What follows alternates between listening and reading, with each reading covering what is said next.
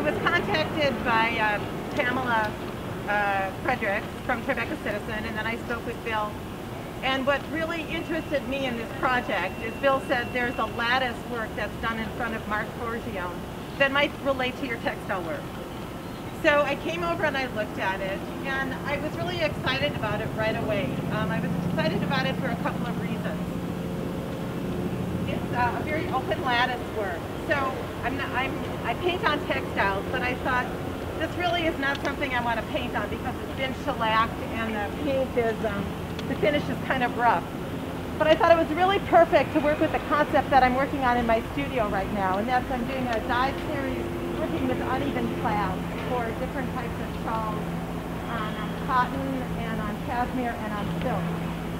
So what the other thing that I thought was exciting is just the scale of it.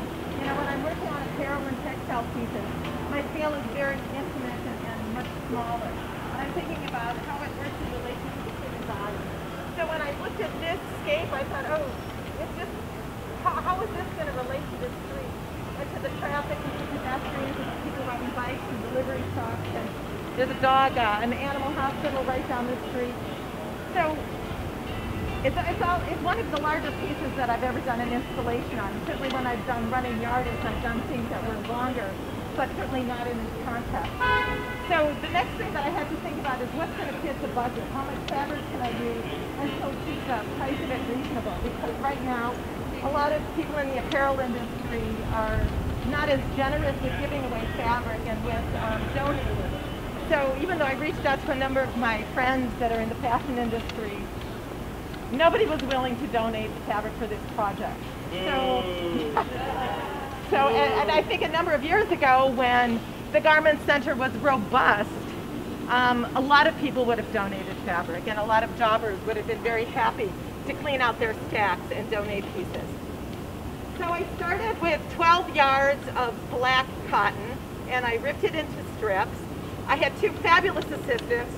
One was Vicky Kuzami, who's a mural artist, and I've known her for over 20 years, almost 30 years, because we worked together in Tokyo.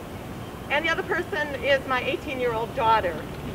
So we started by laying down the black fabric in a zigzag fashion, and then we came back and laid in the strips of this green damask. So what I loved about doing this also was it was an outside studio. And usually I'm inside a studio. I have the factory in Brooklyn where I work, and it was really great to just set up a studio right here and work outside. And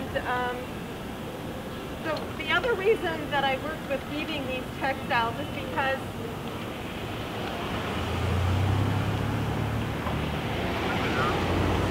I had a really fantastic conversation with a couple of people that work in the restaurant, and also with Marc Forgione, who won the 3rd season of the Iron Chef and is the youngest person to win a Michelin star for his restaurant. So what they talked about is how they go to the Tribeca Farmers Market and buy a lot of their produce every week, and how they really, the restaurant and their foods and their menu is very experimental. So they work with a lot of weaving of flavors and textures together for their menu that changes every day. So I felt that this was an appropriate way to not only weave together those textures and those flavors, but also kind of bring to complement the front of their facade, which is black, and also to complement what they're doing with the fresh lavender and all the plants here. So what I think is going to be interesting is this kind of weathers, and as the season goes on, I know it's coming down October 31st. No, it's actually, they've extended it now indefinitely. Oh, okay. So well, the mayor, like, let's give it up finally for the mayor who extended it for all the restaurants. They're going to be permanent. So this kind of thing is going to be a staple now in New York, where it's going to be more adhering to a pedestrian mindset, more of a European mindset of keeping restaurants with outdoor space year-long. So I'm just going to add one thing to that. So when I designed this and came up with the concept, it was with the knowledge that it was going to come down October 31st. So it's going to be very interesting as this stays up a little bit longer to see what happens to these fabrics, because as we all know, cotton is going to deteriorate. I think there's a place over on the edge here where they were putting their garbage bags, and you can see it's just colored the cotton a little bit. But I'm going to really like to see how this kind of naturally deteriorates with the weather and kind of with all the trucks that go by. And I think that's all part of the process, and that I hope as things go on that we can rescue a lot of fabrics and materials and save them from landfills and use them for art projects. Give it up for a minute.